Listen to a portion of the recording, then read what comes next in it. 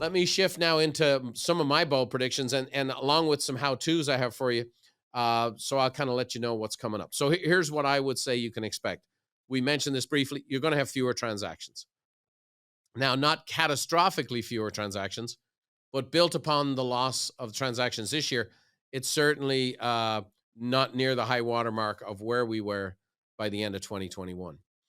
There will be more contract cancellations, something that is a real pet peeve of mine. I'm going to talk to you about this, and we'll have the adult coaching conversation right now. And then we're going to talk about fewer agents. There'll be fewer agents in the business, and that is a very obvious dynamic. So we'll talk about that. So let's talk about fewer transactions. So where are we at? Well, as Lawrence talked about, we're down 15% on the year. That's pretty significant. And 24.7, almost 25% in Canada. So very much more significant number up there. That's one of the reasons I just went to Toronto. I knew the folks were in need there. It was interesting. The response to the people in Toronto, even though I didn't even really mention it while I was up there, is just a ton of people signed up for coaching. And why? Because they know they need the help to navigate. When the market's flying high, a turkey can fly in a hurricane. When things get tight and things become a little more restrictive, you need help. And the Canadians, without me actually even mentioning it, jumped all over coaching while I was up there. So that was very confirming to what we think. Where are we at with the state of the market? Well, this will surprise you a little bit. 2/3 of millennial are likely to buy a home in the next 2 to 3 years. That's from Bank of America. So there's still tremendous pressure. We are big fans. We've had a home on the Big Island for many years, and Mauna Loa, the largest mountain mass in Hawaii, is now erupting, and it's going to erupt for a while. It's this huge subterranean movement of lava. It's under the ground, ready to boil. Well, what's under the ground ready to boil is this next graph right here, and it's the median asking rent since 1988. And just look, I mean, in the last 5 years, it's almost doubled. The other dynamic, and this is what Chairman Powell discussed in his end of November meeting, is that rent is going to continue to be one of the largest contributors to inflation. And the reason being is that if somebody signs a lease, and when that lease comes due, the landlord is bringing the leases current with that current market. So rent is actually a trailing indicator of inflation. And so what happens is that latent effect actually contributes to inflation going forward. So just like Mauna Loa, under the ground, there's this hot lava.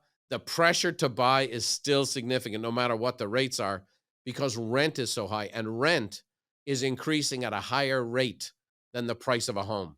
So it is still very much in the interest of a first-time buyer to try to get in. Here's a second thing, and it's more contract cancellations. I'm going to share with you some stats, and I'm going to say to you that there are apologists in the industry and for the market that have tried to cushion the blow on this. So in July was really the first time that you had a willing buyer, willing seller, go to contract. 63,000 contracts blew up. That means a willing buyer and a willing seller didn't consummate the sale. Well, what would you point to there? Well, obviously the interest rates went through a very, very high adjustment right at that time. Now, I still believe that a solid professional agent, that 90% of those transactions still should have closed. But 63,000 contracts blew up in July. Well, at least the shock of the rates is gone, because August then was much better. Nope. 64,000 contracts blew up in August. 60,000 in September. 60,000 again in October. And it looks like a similar number is projected here for November. It'll take a few more days for that number to come out. I'll update you on social media when it does come out. So let me just kind of talk to you now as a business coach, as a 35-year vet of the real estate business. When you have a willing buyer and you have a willing seller on a commodity that's as important to people as a home, and that deal doesn't close, 90% of the reason that transaction does not close is the competency or lack of competency of the real estate agents involved. Now, I love real estate and I love real estate people, and I've dedicated my life to it. I've built an entire company to support the industry. But I'm going to call this out, and that is this. The practices in real estate have gotten sloppy. The skills have gotten rusty. Some people have never even experienced any type of basic market. For example, In January of this year, if someone wanted to do a physical inspection with a list of repairs, they probably got beat out because there was 20 other offers. When there's no other offers or only one other offers, now people are doing a list of physical inspections, see some things that might be wrong with the property, getting nervous and scared and bailing.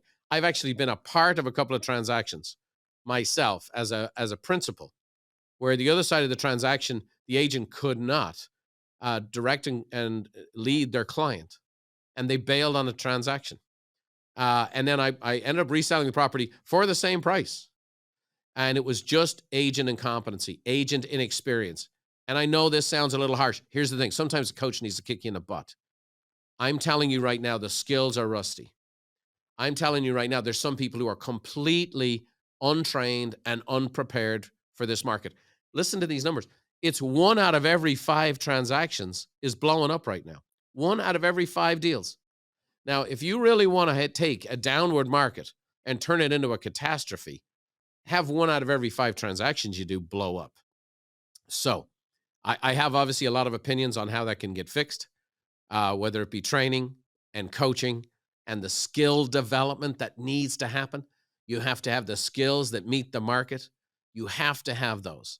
And if you don't, you're just going to get blown away. And so many people don't, or it's been so long since they've worked on these skills, they're learning these things the hard way. So the bottom line is this trend is going to continue, and we need pros in the marketplace. This is a pros market. I believe, like, we're preparing our clients right now to have their best year ever going into 2023. Where are most people at? Well, 70% of realtors have never worked in a normal market, a normal market. 80% of lenders have never worked in a non-refi market. Obviously, right now, refis have completely dried up.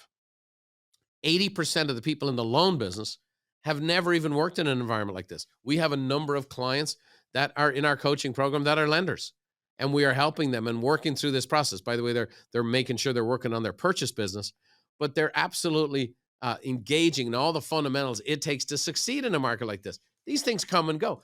Lawrence Yun said today, real estate's a cyclical business. It always has been. So we need to be prepared. Lastly, fewer agents. Obviously, this is kind of predictable. I believe there'll be a minimum of 200,000 less agents by year end 2023. Now, here, just so you know how this works. If somebody joins the National Association of Realtors and they keep their membership, so let's say they renew their membership next February and they pay their dues, but they get out of the business in June, they will still be on the National Association of Realtors roll. So it won't show up as this number. But I'm going to tell you this, from a practical working standpoint, there will be 200,000 less agents in the business by year end. Now, what does that mean? Obviously, I never like to see anybody fail. Some of those people possibly could be saved if they got the training and the coaching. But the bottom line is most won't. What it does mean is that there'll be less competition for the business that's out there and more opportunity for the pros to expand. There will be less choices, less Aunt Mary, less Uncle Jimmy, people that they can do a deal with. Oh, my brother-in-law has a mortgage license, we'll get the mortgage through them. All that stuff disappears as those people have to go get real jobs. And the pros get to survive and thrive in the new market. So there'll be fewer transactions, there'll be more contract cancellations, and there'll be fewer agents in the business. Now, for those of you who listen to our It's a Good Life podcast, I'll be doing a follow-up episode to Bold Predictions in just a couple of days, where I'll have more time to get into the outlook for the employment market, or where inflation is going and what that's going to look like, or what the stock market is doing and how to navigate that and invest. That follow-up episode will actually be released on December 15th.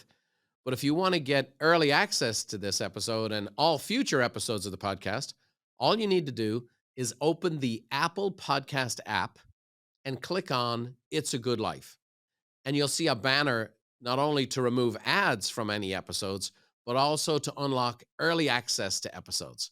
So make sure you're tuning in to It's a Good Life podcast.